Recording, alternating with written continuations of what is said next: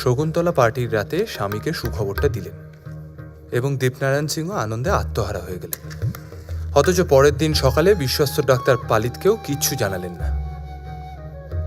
যে খবরটা সবাইকে ঢাকঢোল পিটিয়ে বলার কথা সেটা দুজন ডাক্তার ছাড়া কেউ জানল না।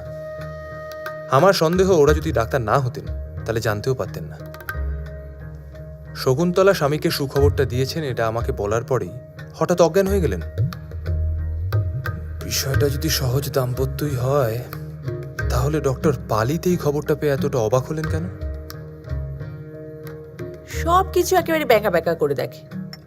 এই না, বুঝলাম না, তাহলে প্রেগনেন্সিটা বলছো? সম্ভব নয়। কেন? দীপনারায়ণ সিং 5 মাসের জন্য শয্যাশায়ী ছিলেন আর শকুন্তলা 3 মাসের অন্তঃসত্ত্বা। হিসেব মিলছে? আর ঠিক এই কারণেই ডক্টর পালিত খবরটা পাওয়ার পর ওরকম অবাক হয়েছিলেন। হয়তো ভদ্রতাবশত কিছু বলতে পারেননি, আর বাকি রইল অভিসার। সেটাও তো চিঠি ছাড়া কোনো উপায় নেই। কেন টেলিফোন? বাড়িতে একটাই টেলিফোন লাইন, সেটা জমিদারের ঘরে, অপারেটর পার্সোনাল। শকুন্তলার কুটিরে দুষ্মন্ত। নর্মদা নাকি জগন্নাথ? দেবনারায়ণ নাকি পালিত? পালিত দুষ্মন্ত নয়, ওকে ভাড়া করে কাজটা করানো হয়েছে। আর দেবনারায়ণের মতো একটা অকাল কুষাণ্ডর সঙ্গে শকুন্তলা সিং এর সহজে পড়বে না। ও যদি করে তাহলে টাকার জন্য করবে। দেবনারায়ণকে কেন খুন করা হলো? শকুন্তলা সুখবরটা স্বামীকে দেয়নি, দিলেও নিজে বাঁচতে পারত না।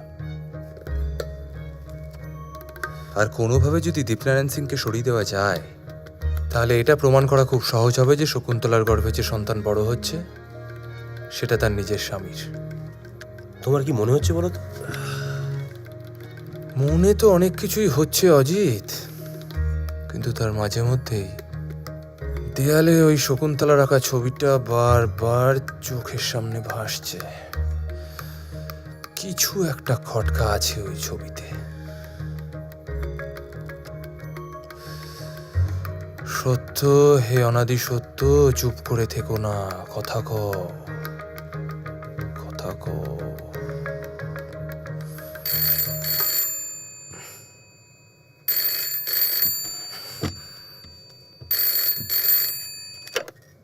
Hello. I'm Shakuntala Singh speaking. May I speak to Mr. Bakshi? Speaking.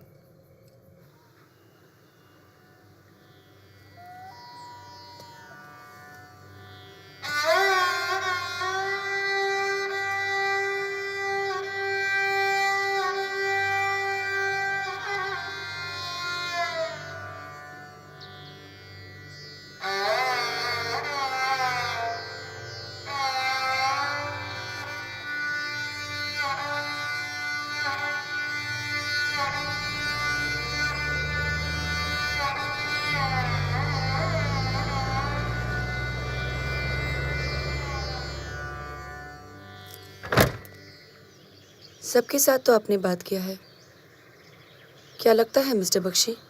आपको किसी पे शक है? है। कौन? देवनारायण और चांदनी। उनकी तबीयत बिगड़ने में और उनकी मौत के पीछे उनका भी हाथ हो सकता है। शराब तो देवनारायण उनसे भी ज्यादा पीते थे। उनके लिवर में तो कोई दिक्कत नहीं, लेकिन सुनने में तो यह आ रहा है कि आपके पति उनको नशे में बेहोश रखते थे। बनारस के अगल बगल का 2 जिला हमारा है बख्शी बाबू। देवनारायण से ये संभाला नहीं जाता। और रही बात जायदाद की, वो तो मेरे पति ही संभाल सकते थे। शायद यही उनके मोटिव थे। यही है बख्शी बाबू। और कभी कदार देर रात को मैंने चांदनी को देखा है, पीछे के रास्ते से किसी को अंदर लाते हुए। उसको पहचाना आपने? देवनारायण और चांदनी ने मिलकर ये काम किया है। डिस्पेंसरी तुड़वाई और वायल भी उन्होंने ही चेंज किया। अगर आप ये सबूत दे सकें तो हम आपके आभारी रहेंगे। पैसे की चिंता मत कीजिए, मैं 3,000 रुपीज। मैं सत्यान्वेषी हूँ। धन्यवाद। सच हमने बता दिया बख्शी बाबू, आपको सबूत देना है बस। Good day. वो तो शाम को पता चलेगा।